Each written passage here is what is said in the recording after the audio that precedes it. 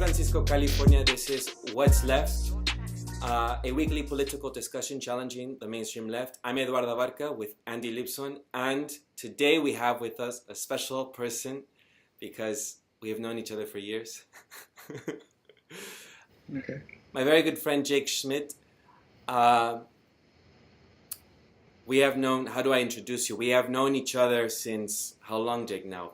More than 10 years, huh? Yeah, over 10 years. Yeah, I mean... Yeah, probably close to 13, I would say. Yeah, we've known each other since we were teeny-weeny teenagers. Yeah.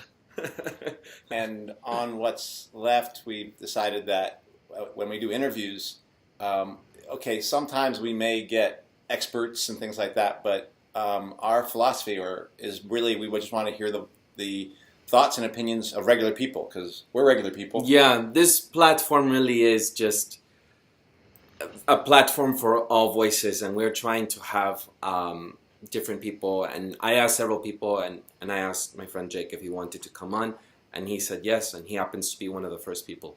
So thanks for doing this, Jake. Yeah. It's great to be here. Two other people kind of failed us on timetable. We're working it out. But thank you. All right, so let's get into it then. Yeah. Do you want to say anything, Jake? To introduce yourself. Yeah. I just had I guess I'll introduce myself real quick. I am very interested in politics, have been for a while. I've definitely gone through a lot of evolution, and I just like challenging ideas and opinions and talking about concepts and, talking about politics with people. So I'm happy to be here and have the conversation with you guys, and I'm looking forward to it. I was curious about your guys' name, What's Left. What exactly is the name about? Do you want to Well, it's supposed to have a double meaning to it, which is I kind of prescribe to the notion of a left-right paradigm. Some people don't believe in that, but I do believe there is such a thing as left politics that are, in my mind, revolutionary politics. Right politics are politics of today, of like keeping things status quo. And I really think that the left is in an identity crisis of sorts, and doesn't really know what it.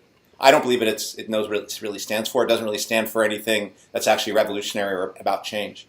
So that's the first part, like an attempt to articulate from my vantage point what's left, and also from Edward's. And then also it's a kind of a double meaning of like what's left, like just what's left. What else is left? It's like it seems like hope is gone. There's a lot of despair, and I feel like people have kind of given up on the idea that the world can be like dramatically and fundamentally changed, and so there's not much hope left for people. Yeah, and given up on politics. Yeah, which I think is connected to giving up on hope. Mm-hmm. Yeah. So that's a good question. So that's the answer I would give. Yeah. Okay. Do you have something? No, I agree. That's part of the reason why we had come up with that together, and I attribute the name to you because you had come up with it, but I had agreed to it, and I really did like it. Right. So yeah. I've got a future life in advertising and coming up with snappy campaigns. But you're welcome to ask us more questions. Yeah. But we were going to hope to ask you some questions. But do you want to? Yeah, go right ahead. I'm sure I'll come up with some stuff here and there as we go through it. My first question is, I don't know a lot about your politics. We've had discussions of some, but you used to talk more with Edward. What would you say from your past and from your past experience informs your beliefs and your views today? Well, I think growing up religious has had a huge impact on how I think today. Even though I've left that in the past, I'm not religious today, but that's definitely impacted me. And your parents obviously have a big impact on, how you think and the way that you're raised. That has a big deal to do with it. So, I'm really interested in learning as well, and so I'm always curious about different viewpoints and just been always very interested in learning about politics, and and having an impact on the world. I guess is the main thing for me. Is I want to be able to have an impact and affect the way people think, and hopefully have a positive impact on society and other people. I should mention that Jake and I met because our background, we were both raised as Jehovah's Witnesses. And, it was such we could do another series on this, Yeah. you and I, Jake, on this, but it was so, to get out of that religion, I really do not think, yes, I don't think anyone really understands what it's like until you're in it. Growing up. Yeah, it was like a huge weight lifted off my shoulders, I remember. The sense of freedom I felt, mentally, in so many ways, but just mentally, and I feel it was a huge eye-opening moment for me. But isn't it true, Jake, that with that, we have also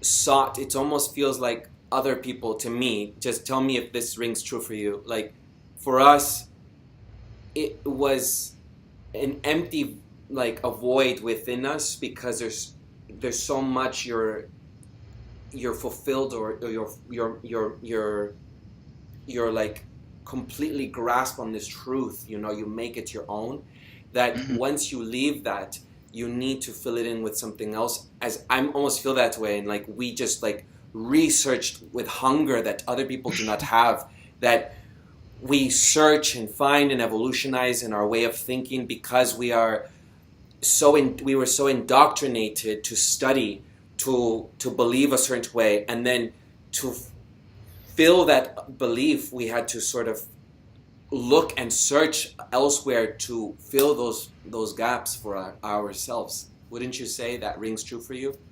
Yeah, definitely. Mm-hmm. And I would agree. Can you say more about what was your views, your parents, that you think have affected your views today? Well, even something as simple as work ethic, I guess, which I got from my dad, and that in itself can affect your politics. So things like that. The way my mom raised me, I was very close to my mom, so that, even that has affected my politics in ways. I think being religious, even, as we were saying, we've now left that behind. I think I would say that there's even certain remnants of things that I've learned in my religion, or ways that I was raised, that maybe aren't exclusive to a religion, but was definitely ingrained in me because of that. So all of those things have definitely shaped me in a certain way and given me a certain perspective. For us, I think different from most, as I was trying to say earlier, just when we truly find something, research something, we go full at it, and then we take it as we're so passionate about it, and eventually we just try to almost preach about it, because that's how we were indoctrinated to talk about things. We have this thing. Would you agree, Jake, that we kind of have that? Yeah, perhaps. Yeah. Well, then let me ask a question. How would you describe your beliefs today? I call myself a socialist. I don't know what you would call yourself. If you don't want to put a label, but what would you describe those beliefs as being? You can either describe them in detail, or you can give them a label. It's your choice. Yeah, those political categories can be useful, but they can also be very misleading and obviously inaccurate, and so many of these terms have kind of lost their meaning as well. And obviously there's a wide spectrum, on a multi-axis spectrum of politics. So I would say fundamentally, though, I basically support the individual, the freedoms and rights of the individual, and I don't trust any kind of authoritarian structure, government. So I think that those things should naturally be challenged to see if they're legitimate. If there was any type of category that I would that I'm reluctant to place myself in any category. But if I was to say I was close to any particular category, it would definitely be anarchism. Mm-hmm. And do you? We talk about left and right here. Is that a paradigm that means anything to you, or you don't? Like I said, I mean, I think it can be useful. Yeah. But I think, yeah, I do. I understand the left-right spectrum. It makes sense, and it definitely has meaning there that can be useful in these conversations. Yeah. I think ultimately, further to the left, you have essentially more government and less government further to the right. And so, where would you put yourself on that spectrum then? Definitely on the right. Mm-hmm. Yes. And so some people would, when I think of the right, I also often think of libertarians, Mm-hmm. and anarchists as being on the left because they want to remove all government and have a revolution. At least the ones that I know at least talk about that. What do you think about in terms of those sorts of things? Well, I just don't see how anarchy could necessarily be on the left. I mean, again, there are there's other spectrums to this or another axis. So there's going to be a certain amount of areas where you might fall that it may be further down on the spectrum to the right, to the left. But ultimately, on the left, when you have socialism, typically, I mean, socialism isn't going to work unless you have some form of government essentially running it. If you don't have any government, it's more of a decentralized system that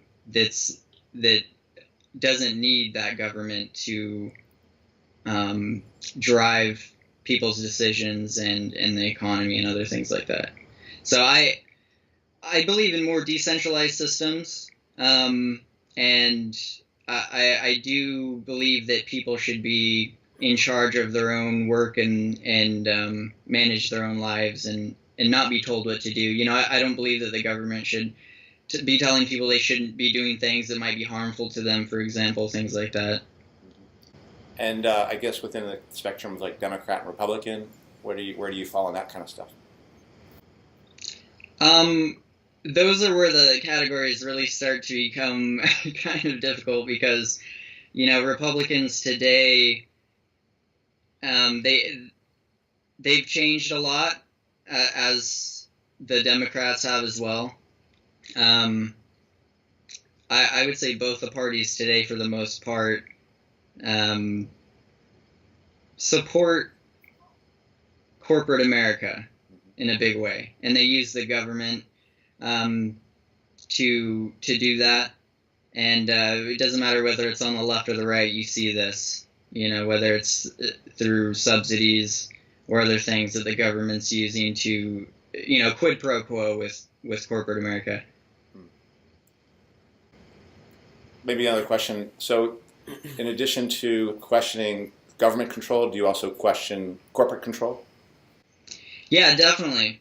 And that's why I do like more decentralized systems. Unfortunately, I think that where things have really taken a bad turn is because the government has allowed corporations to become the size that they are and have the strength and the power that they do.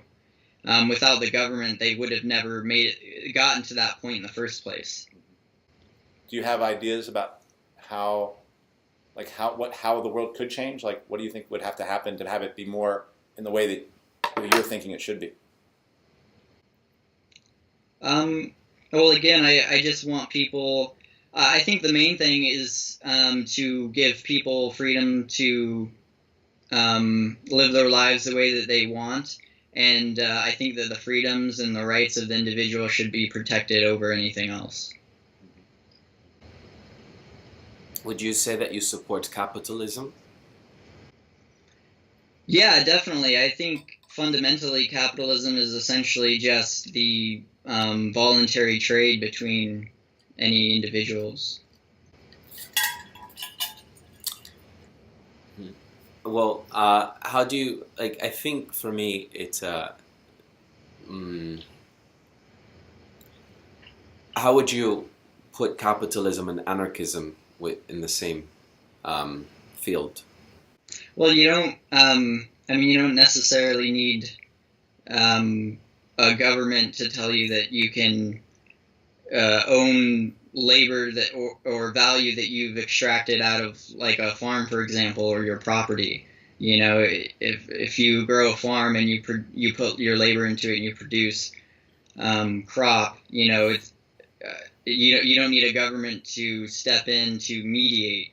You know, if there's somebody that you want to sell that to, you know, you don't need any mediation there between a government. I don't see why there's any incompatibility there. So, And maybe the question for me comes into, you have a question about corporate control. And I associate corporate control as very much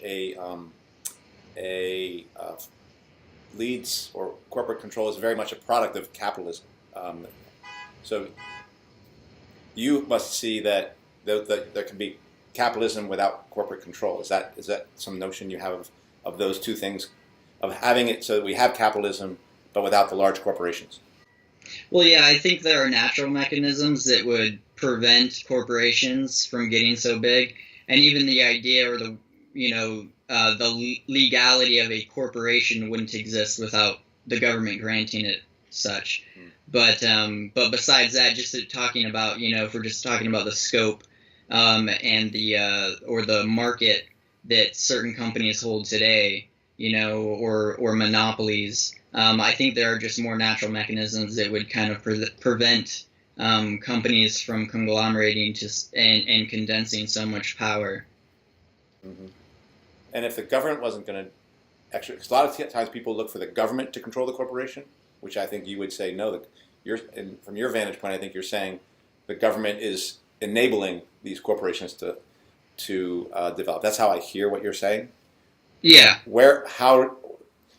Since you don't see the government as the mechanism for tearing these institutions down, or at least knocking them down a few pegs, what mechanism do you see for doing that? Like, how do you see that happening? Like, what force? Because these are big forces. The state, Yeah. corporate, not just corporate America, but multinational corporations like that. What force do you see would be capable of actually challenging these institutions? Well, competition would be one of them. Yeah. Between the corporations, or competition? Just between anybody and everybody. I see. You know. I see. I mean, anybody can start a business or get into a certain market, and it doesn't even necessarily have to be a profitable one. I mean, unfortunately, I think a lot of times it always gets boiled down to something like that. But there are many different needs for things in a marketplace. And forget the marketplace, just in life, people have needs and wants for certain things. And if there's value in it, people will, they'll pay for that. So I think there's a lot of natural competition. I think, unfortunately, just historically, the government never has really kept corporations down. It always has enabled them. You know, whenever it's so-called regulating a corporation, you have this regulatory capture, as they call it, where the corporation ends up regulating themselves. You know, because they can now because you can influence the government, and then just essentially write the laws that govern you. And that gives you an unfair advantage in the marketplace, right? Because now you have the government on your side, and you are now squashing other competition out that would normally be competing against you. I'm going to move to... Well, I think that this is an area where I think, because you're a socialist, Yeah. how would you see it different, or what do you think? You have a question for Jake? I'm going to move on to another question, but I do agree that the socialists, I do believe, they see the state and the corporations as enabling one another, and but we would actually not say the state nurtured the corporations, but the corporations. We look at the state as essentially a kind of a political board of directors for the capitalist class in general. So the corporation and the capitalist class comes before the state. So I would agree with the enabling element, but I think we would put it more as like the corporation runs over the state itself and as a group, the corporate heads and things like that, essentially act above that. But I think it's fine. I mostly want to hear what your views are. Can we move to one area that you guys have been discussing, right?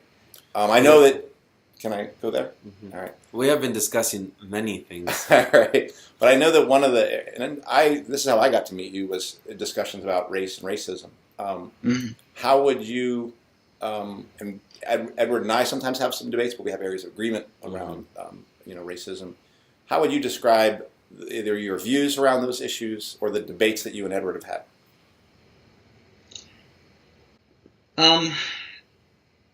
Well, my views on it are kind of all-encompassing, even when we're here talking about capitalism versus socialism, right? So my idea is that capitalism really kind of focuses more on the individual and individual rights, whereas socialism focuses on what's good for everybody as a whole or as a group. I think ultimately that stems from a type of collectivism, and I think those same things fall into the problems we have with racism. You have people that view each other as a group or as a society as a whole, instead of focusing on the individual. And I think if we see people as individuals, then that's the best way that we can really fight racism, is by understanding that everybody is an individual and they should be treated as such, rather than being treated as a person in some part of a group or a category, as we categorize people's politics and things like that. Again, categories can be very useful, but there's so much variation that it can be really hard to accurately put somebody in a category because there's so much interplay. Something that Edward was talking about before, I remember on your last video, intersectionality. There's so much variation and just an infinite number of different variables that come into play, whether we're talking about race, politics, sexual orientation, advantages, disadvantages, anything that we talk about. And I think it's always just better to not use those categories, and to really just focus on the individuality of things instead of this kind of collective view. Yeah. When we discuss these things, Jake, one of the things I have brought up with you is that, for many years there's this wave of dominance. There's this dominant culture. And we can just point out men have been mostly, because of religious beliefs, and most of the major religions put patriarchy, the Bible, for example, Christian Judeo, the Muslim religion, they tend to put men as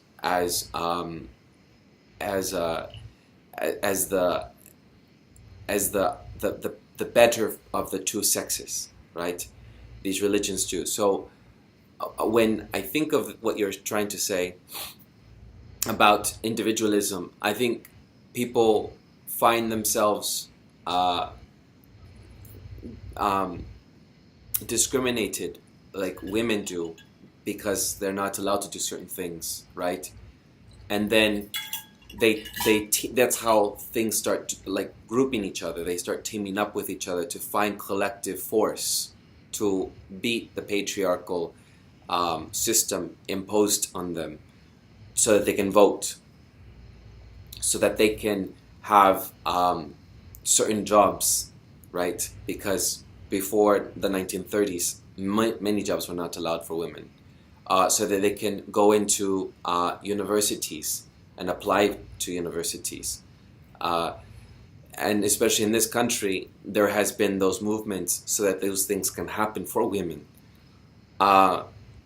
Would you not say that sometimes collective energy or collective force together to achieve those things for themselves as an identity that they have for themselves because of a dominant identity that has been pushed onto society is not that is, we would all love to be equal, but this constitution of this country has been founded on all men are equal. It clearly states, and this is the impact that women have faced. So this is not, would you not say that this is part of what sprung out because of those beliefs?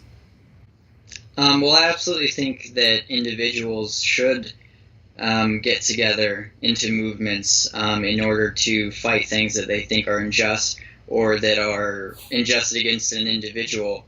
If many people are experiencing similar things, that yes, they should absolutely get together as a movement. The problem is when you identify with it, you kind of fall into that, you put yourself into that category, and if you see your personal identity wrapped up in these groups, I think that can be detrimental.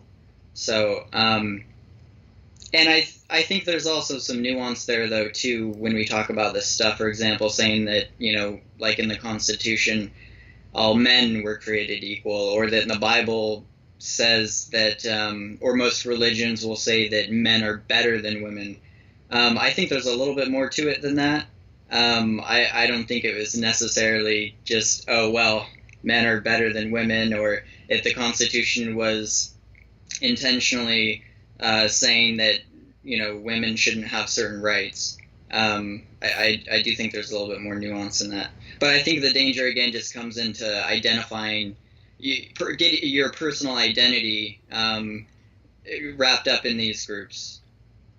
You and I grew up as Jehovah's Witnesses, and I want to clarify, we read the Bible. In the Bible, women are supposed to be submissive to men, not the other way around. Would you not agree? Yeah, the Bible definitely says that women should be submissive to men, yes. It states it very clearly, cleanly and cut.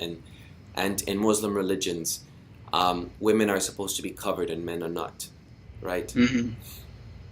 So it's not something that is just... I think that context can be important too, though. But I agree, yes, obviously those things are true.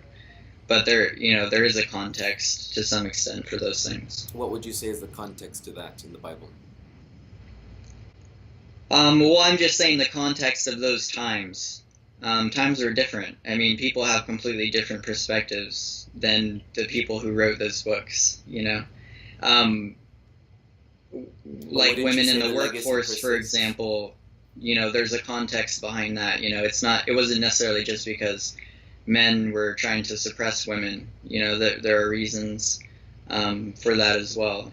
Being that most of the time women are bearing the children and taking care of the children, and if an employer is going to hire somebody long term, these are things they take into consideration, and there are many different reasons in context for why things have evolved the way they have, and society has gotten much better, and we have progressed in great ways, and I do think that we need to see everybody, all individuals, as equal, right? So that's what I believe. I don't think that any one group is better than any other group, right?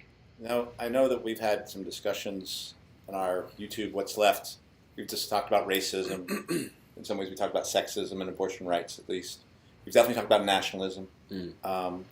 Are those terms that you believe, I think both Edward and I are in agreement, at least, that those are manifestations of problems, like the problem of racism, and I believe it's a problem coming from the ruling class, but within the working class, and these divisions that exist within the working class. Whether or not you acknowledge or believe that the working class is an agent of change, do you believe that there are such a thing as racism and sexism, nationalism that we have to challenge and fight today as part of this liberation of people? Yeah, I do. What are those aspects that you see that do exist that really we should be challenging? Like maybe in the area of whether it be racism or sexism or any of those? Just this idea of group identity, really. One of the problems that I see a lot when we talk about race is that there's this idea that you can't be racist unless you're white, and it's a really bad way to look at it, because it's absolutely not true, right? Anybody can be a racist, and any group can oppress another group. So I think that it's important to understand that we need to see everybody as individuals, and it doesn't matter which group you're in. It's not okay to treat them as some part of a group. Just because I'm white doesn't necessarily mean that anybody knows anything about me or my personal life or how I grew up. And the same goes for anybody else or somebody of color. I'm not going to assume anything about somebody's life or the type of life that they've had based on something like skin color. That's just type of that group mentality that I think we need to get away from. I see a lot of, so when we're talking about racism too, I see a lot of racism towards white people today. And you see this with the Black Lives Matter movement. Racism towards black people is a horrible thing. Obviously, it's not right. It's unjust, and we should be fighting it in every way that we can. But you don't fight racism with more racism. And groups like Black Lives Matter have outright called for segregation. They've said that white people are subhuman. They've said lots of racist things, and the media kind of just adores it. And I think there's a problem there. I think if we're going to fight racism or sexism or any of these other things, we need to fight it no matter who it's affecting, and I don't really see that happening today. I think one of the biggest issues, and this is one issue we might discuss in the future episode, we were talking about like things like the prison industrial complex, the prison, the police. The Black Lives Matter developed in the context of a sense of really unfair treatment by the state itself, the state that I think you've talked about being very suspicious of. I think Black Lives Matter is extremely suspicious, even more so than many white people, I would say, about the role of the state in their own lives, in terms of the institutions of the police in their community, and definitely in the prison system. What would you say about what would you say about that in terms of that aspect? Like Michelle Alexander is talking about the new Jim Crow as the segregation that's occurred not just in society, but essentially a kind of a like almost slave labor that's developed from the imprisonment of people of black and brown skin, predominantly, percentage-wise, in prisons. What do you think about that and people fighting against that as an aspect of fighting against racism? Well, we definitely have an issue, obviously, in America with our prison population. It's kind of outrageous, I think part of limiting government and getting government out of people's lives is part of the solution. We have so many laws, any little thing that you can get locked up for and thrown into prison, and I think that's part of the problem. But then there's another perspective that, we do have certain laws in place today, and we all live here in this society, and you have to understand that there will be consequences for your actions. And unfortunately, I think the concept of personal responsibility has completely gone out the window when we talk about these things. Obviously, there's arguments on both sides, but I think to ignore the fact that certain groups of people in the United States commit an extremely higher percentage of crimes is something that we can't ignore. And there's a reason for that as well. There's reasons, all these things, again, in their context. You're talking about black people. Well, black people obviously have suffered the most in this area. When you don't, this comes down to also like economic opportunities and different things like this, or family situations and environment. So I think that essentially, though, all these things, they can't be fixed by government. They have to be fixed by families, communities, and individuals. I think that's the most effective and best way to handle these things, not by increasing the power of the state. So just to be clear, then you're saying that the highest percentage of a certain population, you were referring to black people, yes? Well, Because they are black overwhelmingly people the people make up a fairly small percentage of the United States and commit an extremely high number of violent crimes, which is a lot of reasons why, or is the reason why there are a lot of young black males that are in prison. There's other aspects to it as well, like, black fathers not being around. I mean, anytime that a father isn't sticking around to raise a family, that's going to cause issues, even in a white household. And you see that trend happening with white people as well. Anytime you don't have a stable family, you don't have economic opportunities and things like this, it's going to, increase, the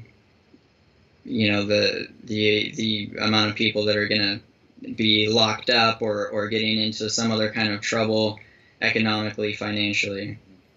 This is sort of the conversation we had before. The area that I talked to you about or mentioned was the notion of that a lot of the biggest crimes and criminals are the ones who will never see prisons, because they're the wealthy, they're the people in corporate boardrooms. They do things to people that aren't even considered crimes, whether they be through war or through just exploitation on a massive scale in this country and abroad. But some of those things are actually legal under capitalism. Well, actually, most of those things are legal under capitalism. Exploitation is legal, and yet it creates an immense amount of misery. What are your thoughts on that as it relates to the notion of, because again, capitalism and the state get to define what is a crime and what is not. Well, I mean, the state defines that, and I guess I would ask more specifically what crimes you're talking about exactly. You do mention exploitation. I definitely see that today there is a lot of exploitation going on, and again, I would say that that's partially to do with state involvement. But exploitation isn't necessarily a bad thing either. I mean, people exploit the earth. We exploit resources. We exploit a lot of things. It's not necessarily a bad thing. I think everything needs to be balanced, but I mean, essentially humans couldn't survive if we didn't exploit. I think we could probably survive without exploiting each other necessarily. But well, I mean, I think maybe it's a definition we have different definitions, but I mean, if I again, going back to the farm, if I cultivate a farm, I'm exploiting the earth. I guess I mean, you've probably seen those statistics, where the value of people's wages has actually been static for the last 40 years, and yet productivity has gone up immensely. That means that the value of that work, so that's going to somebody other than the people who are producing that work. That's called exploitation. And usually you can measure it by profit. Profits have generally increased. So, and the government doesn't regulate profit. That's capitalism that decides it. So, the state does ensure a certain level of exploitation. Certainly when it goes to war, it makes sure that its own population is exploited in being sent to fight that war. And then, of course, it exploits a foreign population that has to then has its own resources stripped of itself because we're trying to win that war. And we've decided that we're going to use our military to take their stuff. So there's both those sorts. I'm wondering which. Well, again, war is mostly driven by the state. War is very expensive, first of all, and a lot of the foreign involvement that we've been in for decades and decades has been because of the state and the government, not necessarily because of individuals or businesses. And I think a lot of the fact that wages have remained stagnant has to do with government policies. Different policies, but they certainly have an impact on wages. And anytime that you have the state coming in and trying to direct anything in the economy, it's going to have consequences. Even something like the minimum wage law, for example, is going to have consequences in a natural market. Would you not say that corporations lobby the state to maintain those laws? Oh yeah, of course. Which is exactly why I don't like the state. If the state didn't have the power to influence the economy and society the way they do, why would you lobby the state? There would be no reason to lobby the state if they didn't have the power to influence something in the first place. How would you see government then as its role in capitalism, ideally? How would I see government's role in capitalism? Yeah, or do you just... Well, what's the goal? I don't know. What's the goal? I think the question is what would be your ideal government under capitalism? Yeah. Well, again, I think the less government, the better, since I don't trust government. Maybe none? I'm still kind of learning a lot about my views on that and the extent to government and what exactly it should do. There could definitely be an argument made that there's some involvement necessary by the state, but I would probably push against that as well. I think people are pretty good at regulating themselves naturally and working together, organizing to create what they need. So if there's a need, I think that people will organize to fulfill that need. I have posed this question to Andy about socialism. Ideally, what would a society look like under socialism in one of our videos? And so I guess my question for you is, and if you're able to at some point, you don't have any ideal, what would society look like ideally? Oh, well, because you said... So I don't know what it would look like ideally, but just looking in the past, the history of conquest and war and imperialism that has been the result of any country, especially America being a world power. The reason why we've been able to attain that status and to do those things is because of the state. The reason why we are a world power and the third world is the third world is because state and private enterprise have worked together. The fact is, it's a lot of people will talk. You'll hear this a lot actually on the right that, well, business does better without the government, without all this intervention. But that's not necessarily true, actually. Because government has been able to subsidize and invest money in certain aspects of private industry, it's been able to really expand power and growth.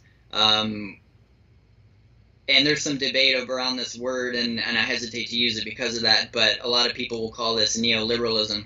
Neoliberalism people will usually define it as free market, but it's not free market in any sense of the term.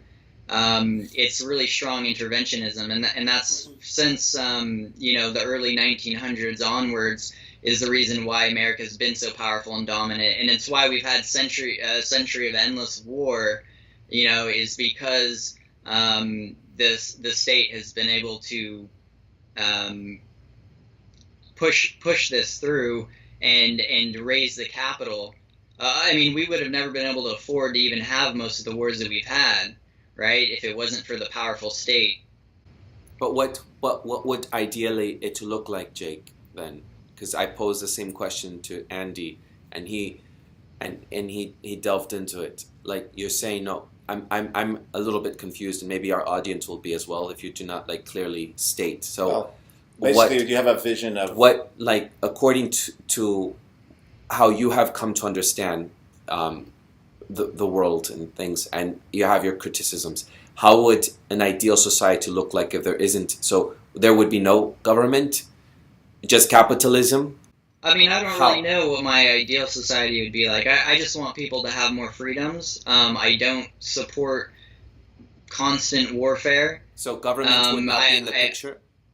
Yeah, I want government less in the picture. I want people to be able to run and manage their lives, and work together to organize to achieve the things that they want, without a coercive government, but voluntarily. Without right? law enforcement, right? So again, you're saying ideally, again, I like decentralized systems, self-organization and cooperation, more individual freedom, choice, and less coercion from external authoritarian powers. So we've talked about a number of areas: capitalism, some socialism, the state, racism, nationalism, imperialism, and war.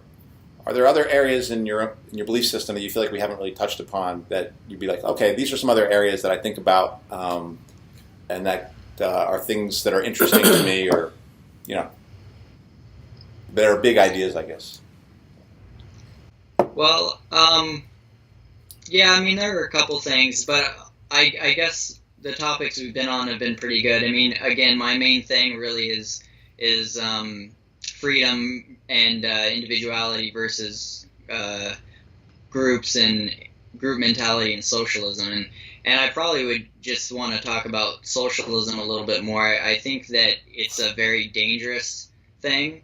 I think that communism and socialism, well, not I think, but socialism and communism have been responsible for, 100 million deaths, in their past. And I think sometimes it's interesting that people will say, well, that's because it's never been done right, or, if I did it, it would be this way, or it didn't follow true to, Marx's true, Marx was really had in mind, or I think you have to look at the people and the ideologies and the political forces that grow out of these ideologies. And I think that the history of socialism and communism and fascism, which is on the left and is part of socialism and that collectivism, fascism being National Socialism.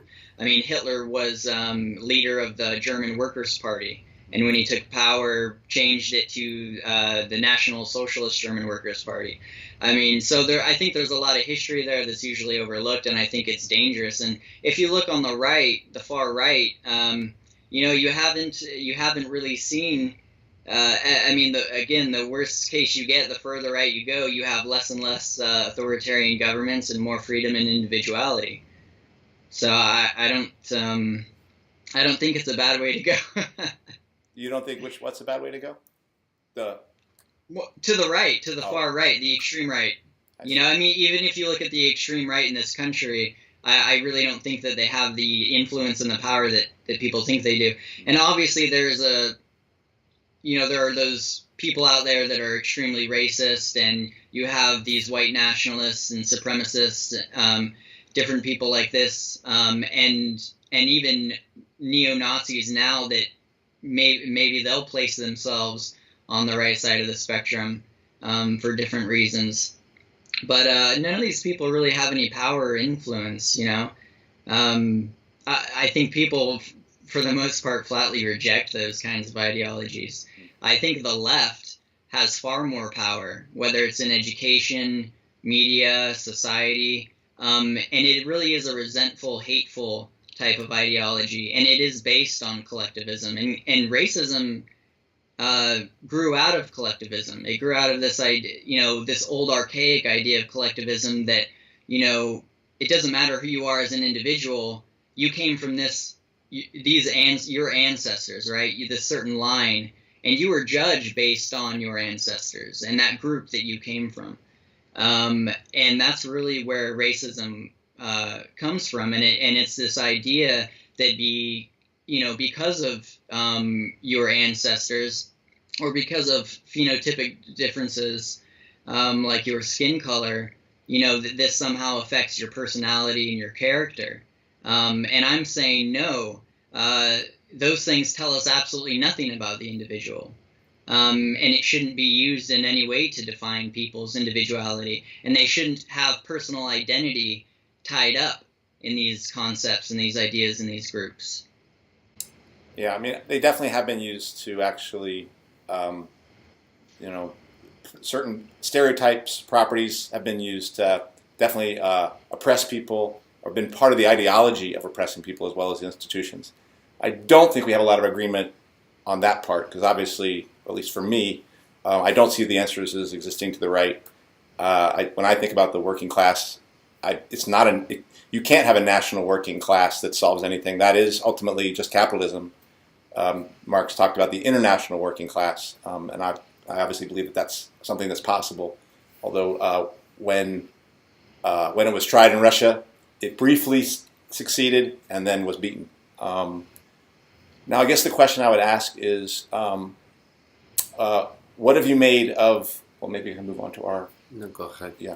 Well, I was going to move on to like what's left and things like that. Or unless you want to say more about this. Well, for me, Jake, when I hear you say this, you speak about context.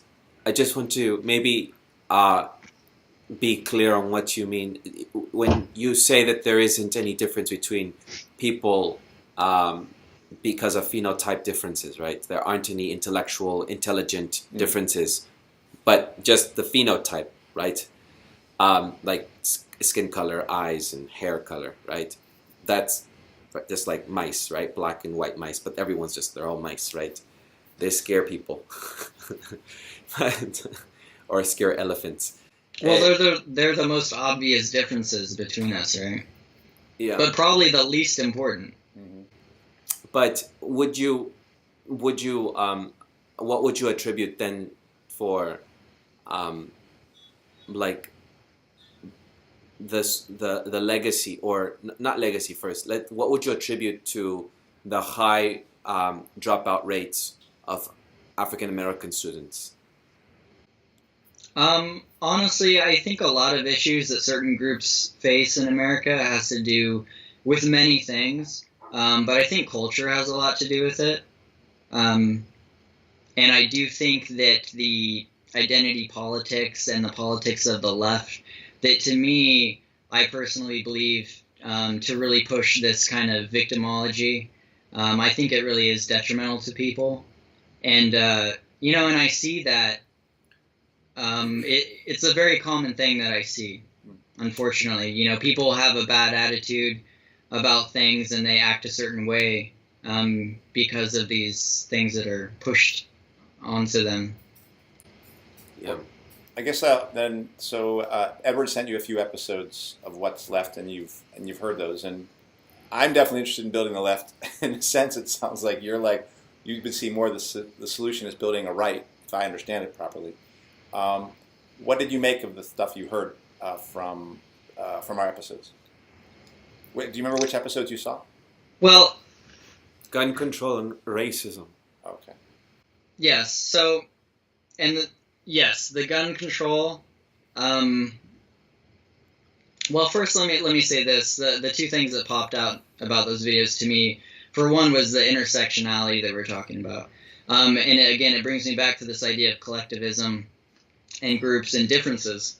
When we talk about phenotypical differences between groups of people, again, they're the most noticeable differences between us, but they're the least important.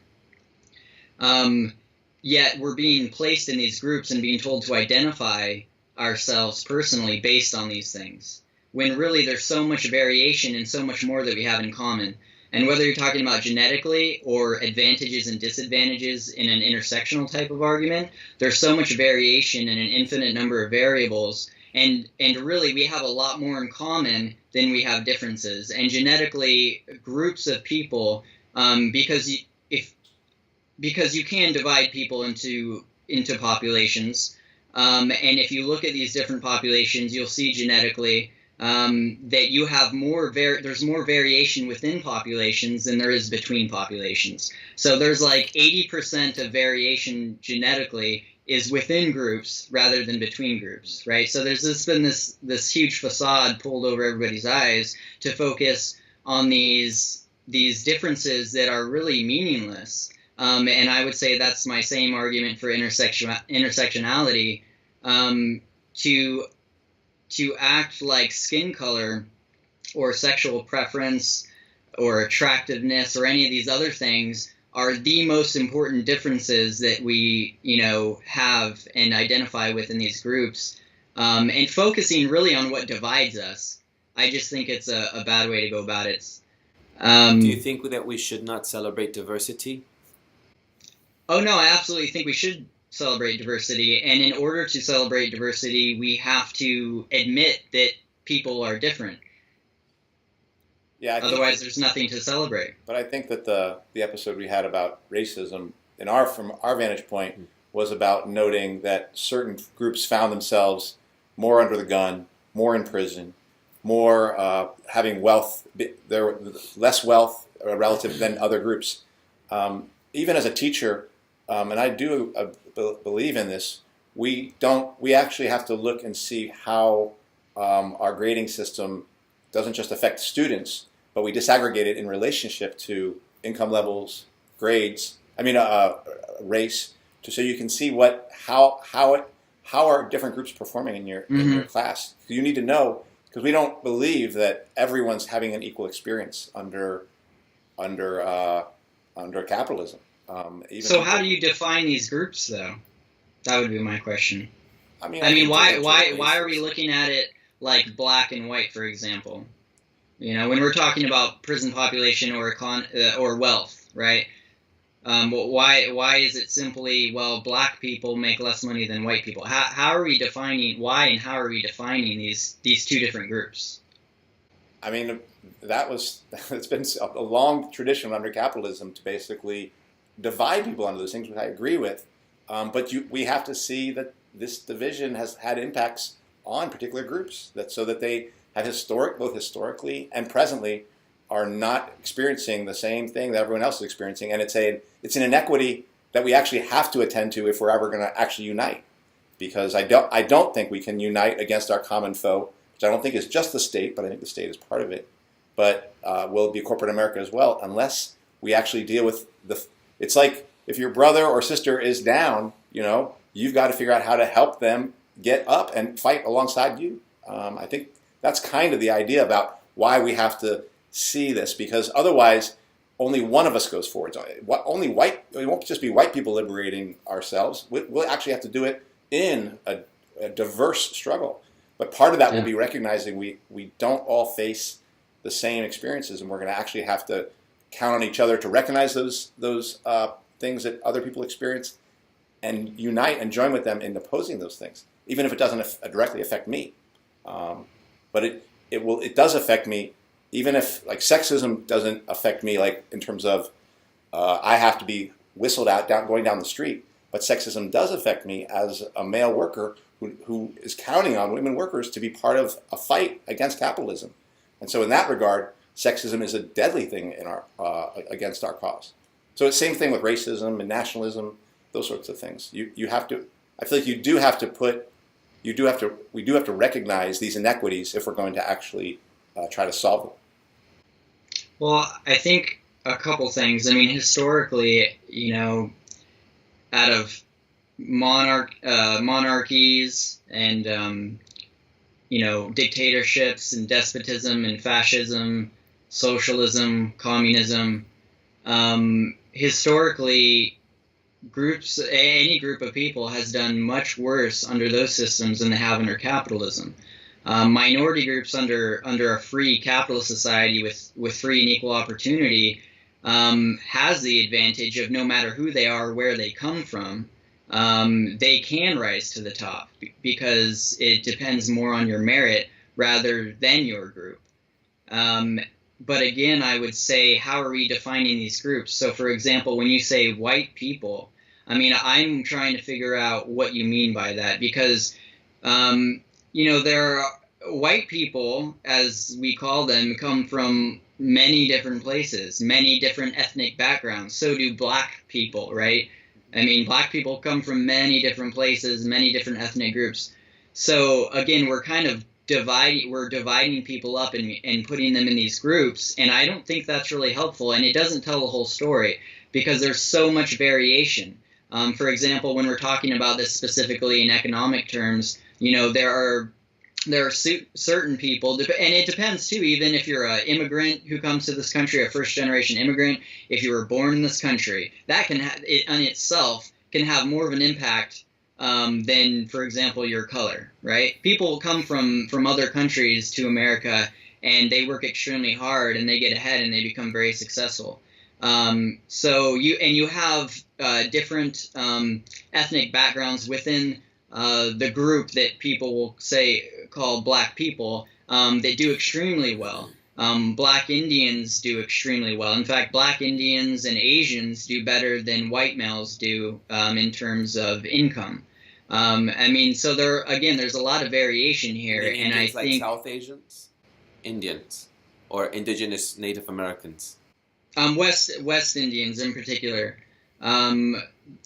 There are just certain ethnic groups that tend to do a lot better, and they don't necessarily fall into that low income bracket. So I mean, it really depends. It really depends. There's a lot of variation, and I think to just say, oh well, as a whole, we see that whites make more income than blacks do, I don't think it's very accurate.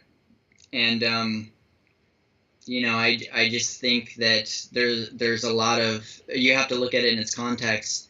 And there's another aspect to this too, is like why are we necessarily viewing this as only an economic, like why is the most important value or definition of success have to be based in economic terms or in wealth? I mean, some people don't necessarily strive for those things as well. Everybody's an individual. People make different decisions. Some people strive for certain things, other people don't. I think there are many different ways that you can evaluate success or intelligence. Under capitalism, how would you, isn't that part of success? And also... No, I think it has to be more about value. And values can be viewed and defined subjectively in many different ways. And when people lose their jobs, you don't have a wage, like that can be a very difficult situation if you don't have a job, right? Yeah, it can be, yeah. Yeah. So I think it's defined by our system. Well, I mean, if are you talking about like are you saying we should have a system not based monetarily then? Yeah. Yes. Because I mean, in any system, if you don't have a job, obviously that can cause difficulties or be an issue. Unless you live in a system that's not based on money. Yeah, I mean, I think getting rid of capitalism would probably get rid of money, but it would also get rid of profit. We get rid of the exploitation under capitalism, but I don't believe we get rid of it unless we do unite as an international working class, which will mean taking on the racism and sexism and nationalism that does divide the class. So those things, I don't think the difference is, I guess, and this is the difference maybe to the right and the left, is I don't think there are individual solutions to what I do believe is a collective systemic problem, and there's going to need to be a collective response to it. I understand people's skepticism in light of something like Russia, certainly under the Soviet Union, in that for most of its history was nothing that I would model as socialist, even though it called itself socialist, and everyone else did as well. So I understand people's sense of like, well, if you try it, then then it fails and leads to something else. But I do believe that pretty much everything good that's come out of even capitalist system has come from the collective movement and collective actions of people fighting either broad injustices or individual injustices like racism and sexism. And I think if those movements actually took power, and I think we could have a very better world than we have today, very different world. But I do think it requires that collectivity, and we won't get to it through individualization, in my mind. Mm-hmm. I mean, I'm curious what your definition of socialism is, and I'm also curious, ideally, what you think socialism looks like in society, especially without money. Yeah. Well, you don't need money to work. You do under capitalism. I understand how that works, but you could totally imagine a situation where people collectively work and share the fruits of that labor collectively. That would require mass democracy. But what you have to get rid of, if you have to get rid of private ownership of all the what we call the means of production, all the stuff that we actually already made. Like capitalists didn't make any of this stuff. They just reserved the right to possess it by virtue of the fact that they were the primary investor into it, and that they had. So how exactly will everybody collectively work, and then evenly distribute the value of their work? I think it would be fairly, evenly and fairly are two different things, right? Like families don't, when you have a family, you don't, everyone says, well, everyone gets only their portion of things. People do it fairly based on the needs of a small child versus growing child versus the adults, things like that. So I think regular people can figure those sorts of things out, not just within a family unit, but within a communal unit. People have done it in the past, long time in the past, more like primitive communist societies, it's hunters and gatherers. This is obviously a bigger system, but that's why it would require like a mass democracy. I think that's possible, but I don't think Can you do that without a government, do you think? There are actually systems in Mexico that are doing it currently. Well, self-government, like yeah, but I mean, on a scale of 300 million people, for example. I think the only reason you would need a government is largely to push and beat the capitalists that you have to deal with, where you already haven't had the revolution. But once they're gotten rid of, you don't need that state anymore. You don't need a government. In that part, we agree. How do you get rid of the capitalists? What do we do with them? They have to do work like everyone else. And if they're not willing to work, I don't know what to tell you, but that's what they got to do. They got to come down and get their hands dirty like the rest of us. So they're the ones who are not doing the work. And that's what government is going to help do, though? That's what a revolution and the state that a revolution would need to form would actually have to say, look, there's a new, it's like how do you get rid of the feudal lords, right?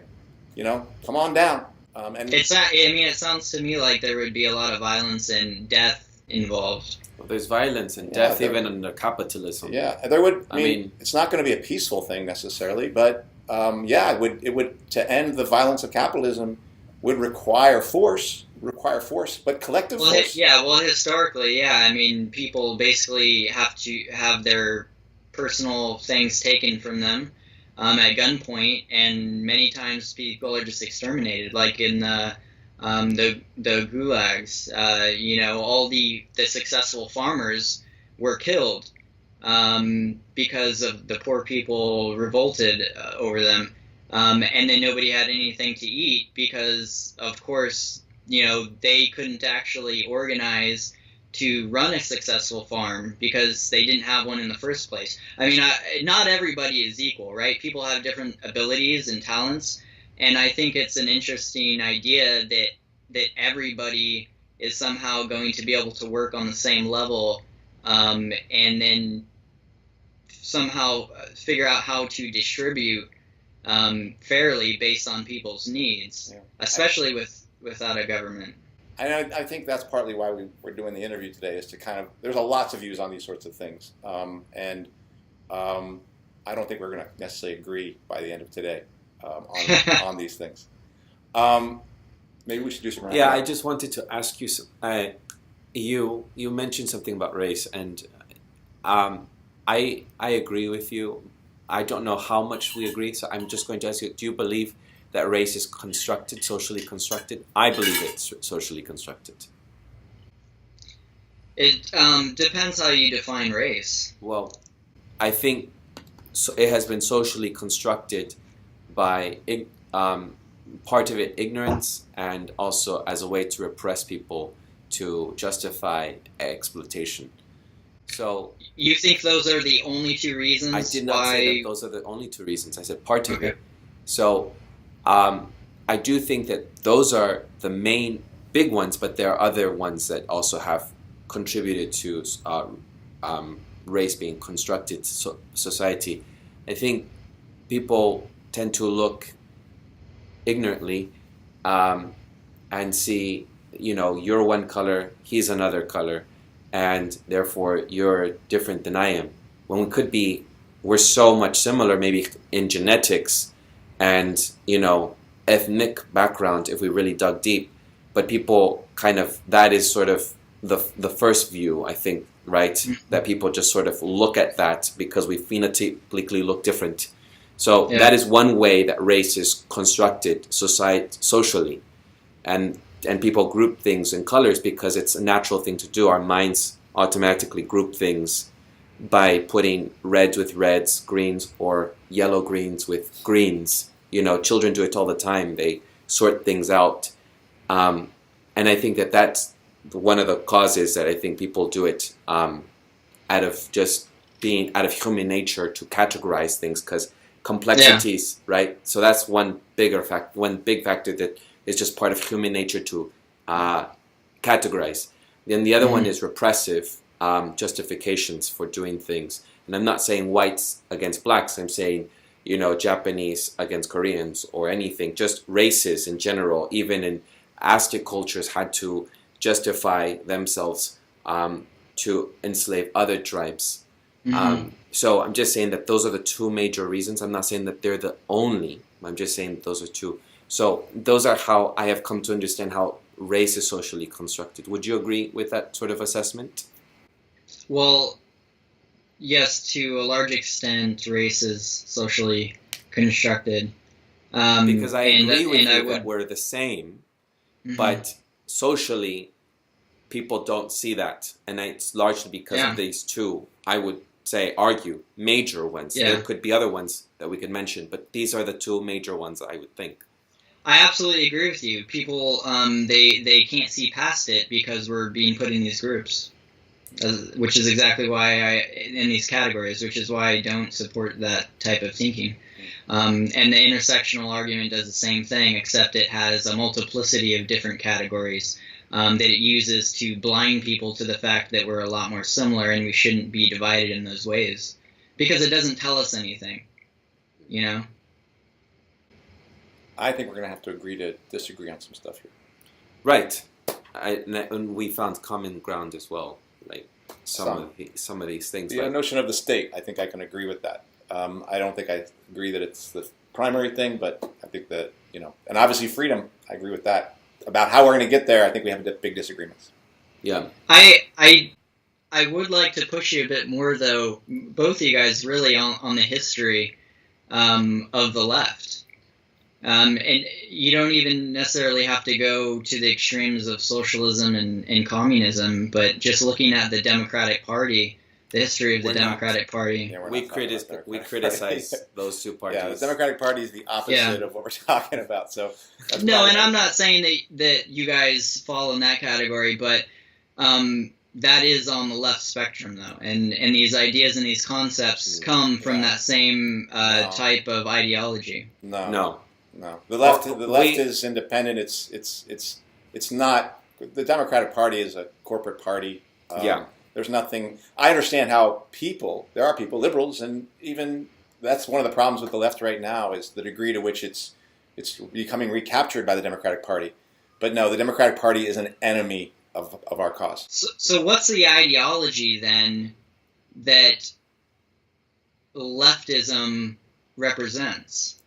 If it's not what the Democratic Party represents, and if it's not individuality, then what is the ideology behind leftism? Well, I think just like you, Jake, we don't see. I know that our title is "What's Left," right? It's trying to attract an audience, but really, like you, we don't see the political spectrum in a linear way, just like you. And most people would put anarchism on you. You say they have leanings of anarchism, but most people would put anarchism on the left. Right? So no. Well, if you even just do a quick Google search now, and you look at the Encyclopedia Britannica, or you look at the Wikipedia, wherever, you'll see anarchism. Anyone can do a Google search now, and you'll see anarchism on the very left. I'm not saying I agree with that. So, I mean, that's fine and all, but I'm asking you to actually explain it. What is the ideology then on the left versus the right? So just like you, though, we don't see the political spectrum very linear. But but like I was just saying, anarchism would be placed on the left, and you would say that you have leanings towards anarchism. So Andy said he is a socialist. I myself, so we don't hold any ideology for this platform, and Well, I do, but he does. I'm sort of just a mediator, so I mean, people like to place me as a progressive, liberal, mainstream. That's fine. I have mentioned that in. I do not think I criticize. So we are here to just criticize the Democrats and the liberal left on that political spectrum, really, because we find that the conversations that you are having with us right now, for example, is not being had on the left because of identity politics, because of these things that you're talking about, categorizations, and immediately labeling people and saying you're racist. This conversation could not be had on any left, liberal, mainstream media, because immediately you would be labeled all kinds of things. Mm-hmm. But this conversation can be had with me as a person of color because I'm not threatened by it, because anything you just said right now isn't, and we've had this discussion, you and I, Jake, isn't, there's a lot that I can agree with and there's a lot that I disagree with, but it's not a threat to me, and I'm not going to say you're politically incorrect and put something to shut you out. I believe in open dialogue with anyone, something that on the left, I critically see that is not being had on the left. These conversations are not being had. And you being here and saying what you have to say about what you believe in or how you see your view of the world is not a threat to me, it's not a threat to Andy, and those are the kind of conversations we should be having for the left. On a mainstream left, we should tackle that and we should challenge. But we are not Democrats. I am not a Democrat. Andy is certainly not a Democrat. Yeah, no, I'm not. Yeah. I'm not saying that. I'm just asking because, again, like I believe in less government. I don't really see how you can go further to the left while also believing in less government. So if the extreme of less government would be anarchism, no government. Well, I'm just kind of questioning and trying to figure out, without sticking you guys in the category, what is it? What is the fundamental concepts that gives you your political beliefs and your political leanings? How do they correspond on, in juxtaposition to my beliefs of less government and more individuality? So what's on the other side is what I'm asking.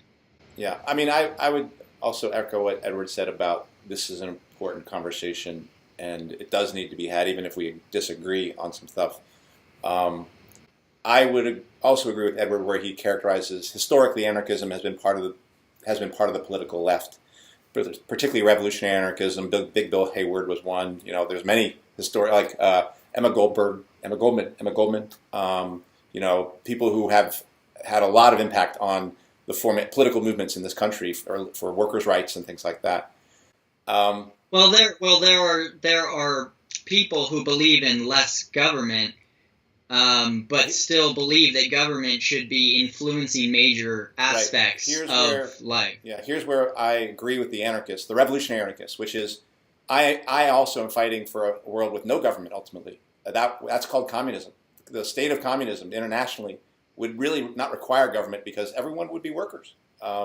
And where we disagree, and anarchists want to see no government just immediately. They want to take down capitalism, take down the state, all in one fell swoop, and then just have no government. On that goal, I agree with them. I just don't think that we can achieve that without first having a intermediate situation. This is called socialism, where there will be required, in the context of revolutions happening in some countries but not in others, those countries where socialist revolutions take place will need to have a way of both protecting what they have but also projecting that, continuing that revolution. Just like the American Revolution just didn't take place without then a subsequent French Revolution and things like that. All these things they're linked to each other. So it's not just going to happen in one fell swoop. But I actually believe the same thing the communists believe the same thing the anarchists do, which is we need no government. But how we get there, that's the question. Yeah.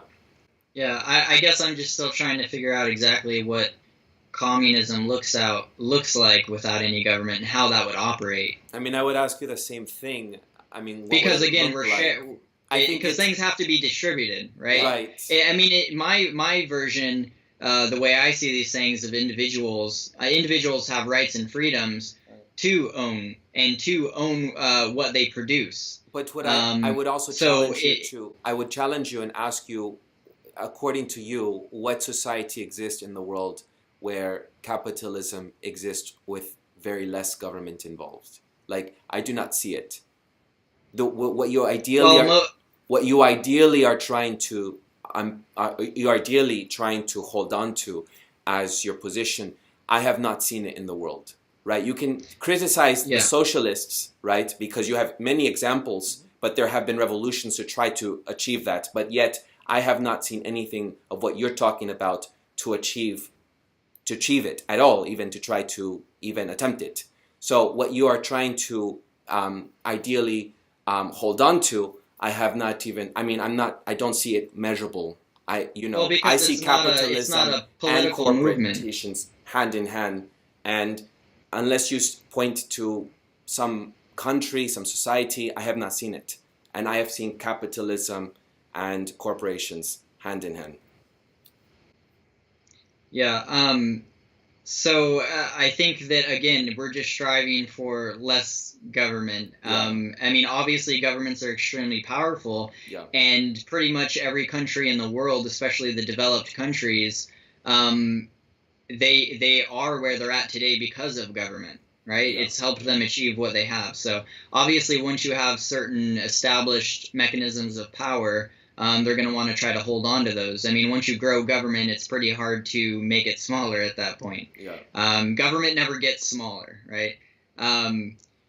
But you also haven't ever seen, I mean, again, Andy, what you're talking about, we've never seen that as well. I mean, so I'm not trying to use that as an argument that it can't happen. I'm just simply trying to understand how you would have a system where on not even necessarily a global scale, but just in the scale of like America of 300 million people, how you are able to distribute fairly to all people without having an established government. I think that the best examples, because we haven't had a revolution like that in the United States, the best example in the United States would be you'd have to go to some of the general strikes in Minneapolis in the 30s. Even in Oakland, well, it didn't quite get to that level here, but in Seattle, 1919, when you did, well, actually it did get here in Oakland and San Francisco during the general strikes here as well. Essentially, workers, because everything was shut down because we went on strike, workers had to decide what was going to be made and what was going to be distributed among the unemployed, among the people who were doing work. That would be a small example of that.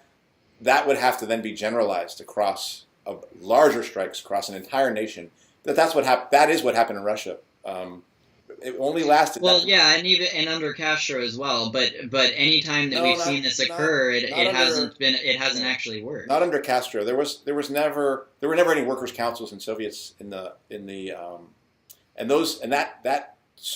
democracy that is essential in it. That never occurred in Cuba. It never occurred in China. It never occurred in North Korea.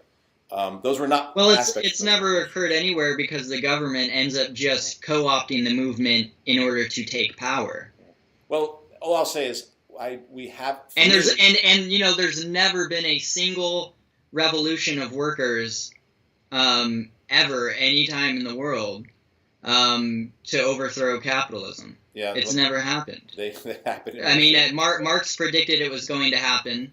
And it never did, and that's where fascism grew out of, because Mussolini saw, well, the socialists in this country stand for those socialists, and these socialists in this country, they're socialists, but nobody's working together, and that's where this idea of fascism came from, in National Socialism. The fascism in Germany was really about defeating the communist movement in Germany that found itself allied with the workers' councils that had formed in Russia. So it is true. You're right. The kind of social democrats, the kind of Bernie Sanders socialists who were in power, liberal ones, did use brutal methods to smash the communist workers who were in alliance with communists who had taken power in Russia and were trying to form the same sort of thing. So it is true that it did emerge, but that was a national socialism. Again, that national socialism has nothing to do with international socialism. Socialism is an international thing. The idea is that workers have to unite internationally, and German Germany in the Nazi Party again was a national socialist movement. I mean, it was about growing as Germans and growing the power of that country.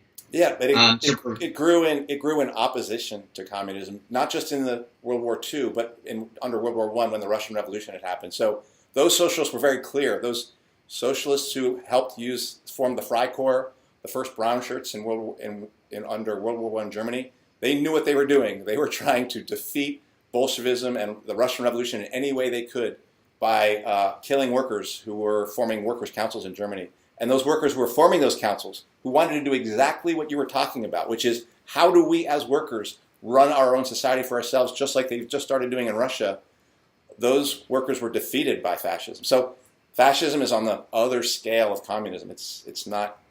I understand how people associate. Well, it. because fascism,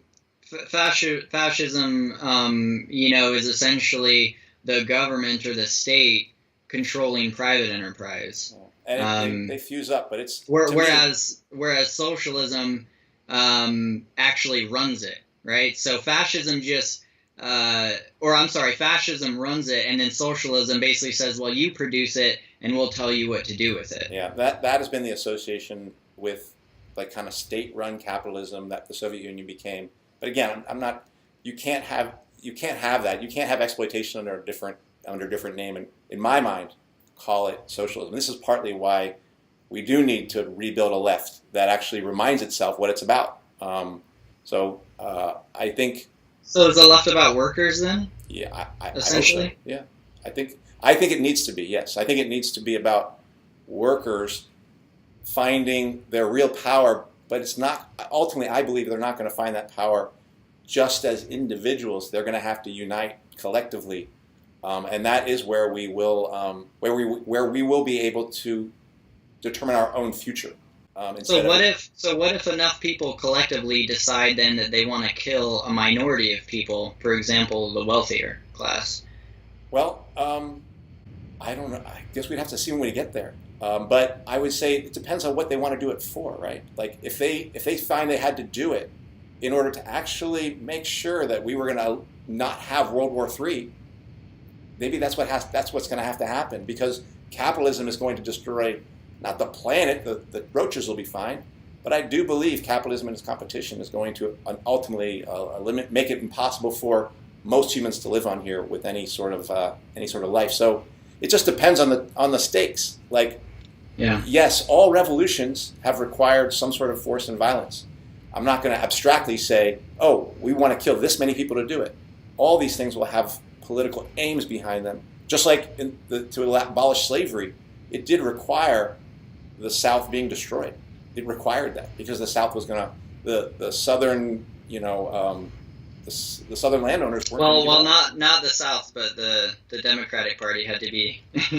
Yes, that was the Democratic Party. You're right, the majority of the South didn't even own slaves. It was a very, very, very small percentage. Right, but I'm just saying that those Southern Democrats, those Southern landholders who did have slaves, they weren't just going to give it up. They were going to have to be.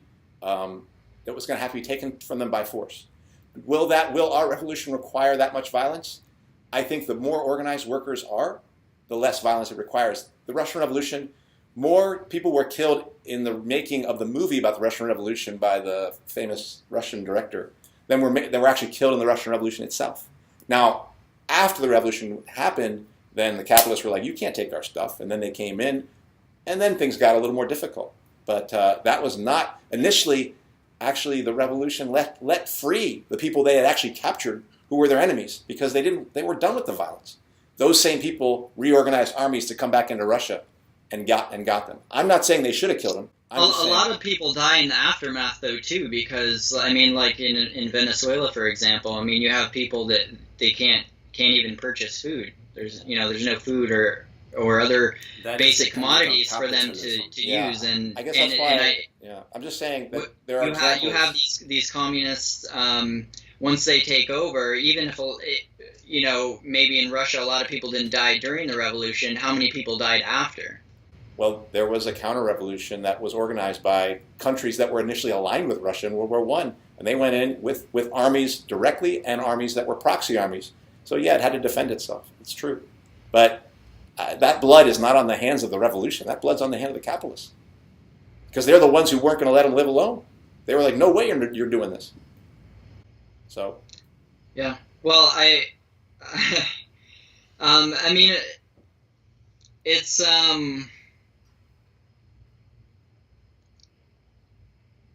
I don't know, it just seems like it's a really bad, it's not something that I would ever want to be a part of, right? Like, I really do believe that people and individuals should be able to own what they work for. Yeah. I mean, I should be able to take care of my family and those close to me. I should be able to own what I produce and what I put my work and my labor into. And not everybody is going to put the same amount of work or labor into things. Some people will not be able to if you're disabled. Yeah, but I think obviously there's always going to be a certain group of people, but I'm not talking about disabled people. I'm talking about people who don't want to work, or people who aren't going to work as hard as other people will. Right? There's a wide scale of different types of people that are willing to, But you so understand, not everybody's the same. We agree that under capitalism, if not everybody is the same, then you have to protect the individual. I mean, if you believe in diversity exists on the tail ends of the spectrum, right? It's not in the middle of the distribution. So if you believe in diversity and differences between people, you have to support the individual and you have to support the minority. If you believe that if a larger group can just come together collectively and say, oh, well, we think that this should be the way that we do things, then the minority has no power and they could be killed, right? We could start a eugenics program to get rid of them because they're useless. Like I mean, that's what happened in Germany, was that all the Germans came together and decided, well, it doesn't make any sense to have all these old people around, essentially. Let's just kill them off. I mean, that was a good idea. That was a democratic decision. Right. I mean, this is a fully democratic system that's making. Yes, he was democratically elected. No, he was and, but that was not. These decisions were made by the majority. Hitler I'm asking, what happens when the majority, just like in any other country where you've had socialism or communism, what happens when the majority decides that they want to decide what's best for everybody, and then people always die. Yeah, but do we agree that Hitler was not voted on democratically? Yeah, he was appointed. He was appointed. By the guy who was voted on. I can't remember his name, but he was voted, and then he appointed Hitler. And then, yes, Hitler went ahead and took on all sorts of state powers and used various false flag events that took place in Germany to then seize power into the state. It was the state taking power. It's not... to kill off older people was not it was the Workers' Party. It was a group of people. A majority. But he was never voted. Who decided, by the way, that the Jews had a lot of wealth. They were bankers. Right. Jews have a very high IQ. All right, they're very smart people. They've always been good with finance. And we're not categorizing people. They took over the entire banking system, and Hitler said that it was financial. He called it something particular, financial capitalism or something along those lines, that he was actually fighting against. Hitler didn't support capitalism, and he didn't support the financial institutions. He believed that the Jews were swindlers. And him and the rest of the workers' parties and the Germans decided collectively that they were going to exterminate the people that they didn't see as useful to their society.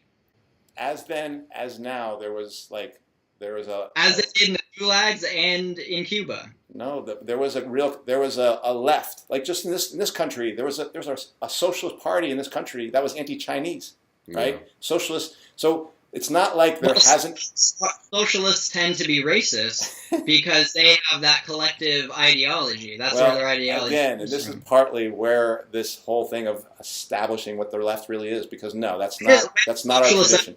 The minorities, though. The fight against racism has come historically, not just in this country, but internationally, from the left, from workers actually having to figure out how to unite. It happened with workers trying to fight in the Italians being used to break strikes, and they had to unite with the Italians in the mining industry that was built here in this country. So all worker struggles had to take on racism, had to take on sexism. So I understand. Again, this is part of this, just the general confusion. But no, socialism, fascism is identifies it itself as opposed to communism. Unfortunately, socialists themselves. Well, Mussolini was a Marxist and a socialist, and he studied under Hegel and other socialists, and so did Hitler. There are guys who run in the government right now in the CIA who were former socialists, members of the Communist Party. Again, to say who these individuals were and how they use those ideas doesn't speak to what is actually possible. I just think I do think it's alarming, though, and I know you want to separate yourself from this, but if you look at the entire history of everybody on the left, whether you identify them with the Democratic Party or not, has an extremely violent past, and has historically always been racist because of their collectivist and group ideology, rather than individual ideology, which has been on the right, which has never done those types of things. It was never anybody on the right who supported segregation, who supported the removal of the Native Americans, who's exterminated minority groups of people. It's never been anybody on the right who's done these. It's always been the right who have supported individual rights, who have fought against these things. Yeah, I think we have a very different understanding of what. Look at progressivism. Eugenics came out of progressivism, right? There's an element, right, that did have that. But again, none of these things came out of the right. But when we talk about a left that actually has fight for revolutions here in this country, and even just social movements, the civil rights movement. Again, the fight against slavery came out of the abolitionist movement, Frederick Douglass, and those sorts of things. The fight against slavery, again, it came from the right. There was never a single Republican that ever owned a slave. Right, it was the right that was always fighting against these things. The Republican Party wasn't right. There was never a Republican that ever owned a slave. Right, but you can't talk about the Republican Party then in terms of right and left, because at that point the Republican Party was a more revolutionary party, right? It wasn't. They supported individualities. That's and not the Republican rights. Party we have today. And the left today, and the left today that you're talking about that supports certain social movements, they do that, based on this social ideology and this group ideology, which ultimately will exclude people. It'll always exclude certain groups of people. I think you're referring to Democrats. Yeah, I think we're not Democrats. But they are on the left. Democrats are on the left. Not the Democratic Party. Not this Democratic Party. Yeah. No. And the one that the Democrats have gone farther to the left, though. They haven't gotten farther to the right. No, they've gone more to the right. And again, this is where we're getting into confusing terms. That's why at this point we'd have to have a longer discussion about, again, what's left, what's right, and we've probably muddied the waters a lot just in this conversation. A lot of what you have said about the left is tagged onto the Democratic Party, which we're not. I'm not a Democrat. It's progressivism. It's Democrats. It's socialism, communism, fascism. It's all on the left side of the spectrum. I will admit, I do not see your individualism, anarchism, capitalist system. I do not see it. And I'm sorry, Andy, but I have not seen anything on socialism either. So you two, are little outliers. So it, to me, is just, until I see it happen, until I see your ideal society, until I see this. Well, again, I don't really have an ideal society. I just think there's a direction that we should move. That's all. He has a saying. And I think it's important. And I think it's important to historically look at the people who are coming up with these ideologies and these concepts. Well, I mean, I think a lot of people would say that anarchists, would say lots of things about anarchists, Jake. But in this country, especially on the right, they would criticize you heavily for it if you identify yourself as an anarchist. So all I can say is I am a fraud. I do disguise myself as a progressive, but that's just simply because I think that I need to get these brainwashed Democrats out of their, imprisoned minds. And I'm waiting for a revolution so I can finally label myself. And I am interested in an international working class revolution, which will deal with the The only minority that we're going to have to deal with is the minority of people who do virtually no work, and that is the capitalist class. They are going to... I think it's pretty amazing to say, though, that the capitalist class does no work. I think that if you think that hierarchical structures that exist today are based on absolutely nothing else other than oppression, and especially lack of work, I think that's extremely ignorant. I mean, that's just not the case. There's a high degree of competency that exists among the hierarchies that we have. I mean, and you got, it's like you want to paint this as it's the fault of capitalism. But I mean, if you could go back, 100,000, 200,000, millions of years ago. I mean, hierarchies exist in nature. They exist in evolution. They exist for a reason, and they're not based on oppression. Well, not right. all. There are different reasons why they exist. There are schools of fish. There are flocks, and if you look at those scientifically, there is no one. There's no hierarchy in those systems. Schools of fish, flocks do not operate that way. And so even in animals, Jake, you'll find that there aren't always hierarchies. We have to wrap up. So soon? Yes, we've got to... You have to wake up at 4. Let me see what this is. An hour and 45 minutes, our longest episode ever. We're going to have to we have to continue a part 2. Yeah. So I'll say thank you for this. I don't agree with a lot, maybe a little bit we agree on, but I do appreciate you taking this and putting this out here, pushing back. I know you're a good friend of Edward's, and I think we might not agree on some ideas, but I know that you try to do some good things in your life, and that's, at this point, I can live with that. I don't know what you want to say, Edward or Jake, if you want to have some final You words. have a channel, Jake. Do you want to say it? Oh, you know what? Actually, I still kind of need to work on my channel, so maybe on the part 2 video. Okay, we'll cut this. Well, either way, I'm always welcome. You can welcome me and invite me to your channel. Oh, but I could say this: if you go to bitcarbon.co, that's bitcarbon.co, you will find my website on cryptocurrency. Decentralized blockchain, peer-to-peer systems that I think are really going to be the revolutionary factor moving into the technological future, and to help people decentralize themselves and get rid of the intermediate and be able to work together peer-to-peer to be able to organize with an immutable type of trust that can't be affected by authoritarian governments or whoever else. So you can check me out there, where I do consulting and build custom mining rigs and teach you how to get involved in the cryptocurrency community. And that's something we can link. Yes. Can you give us a link? Yeah. Okay. Yeah, and Yes, that's something that I am completely in agreement with. All right. Do you want to sign off? Well, how should we end this? Thank you, Jake, for being here. And we expect everyone. So now we're speaking to the audience. If you can just share with all, if this is in a conversation, and please have comments below. And if you would like to see a part 2 to this conversation that we can have with Jake again, please let us know in the comments below, or email or message Andy through the web note. Yeah, through web note. So you can find us on BitChute, Google Play, iTunes Podcast, and Google Play. Did I say Google Play? And what other one? There is YouTube, Stitcher, right? Stitcher as well. And if you like this, write a review of our iTunes stuff. And if people are interested in also being interviewed, how did you feel? I think we put you over the coals a little bit. Was this okay?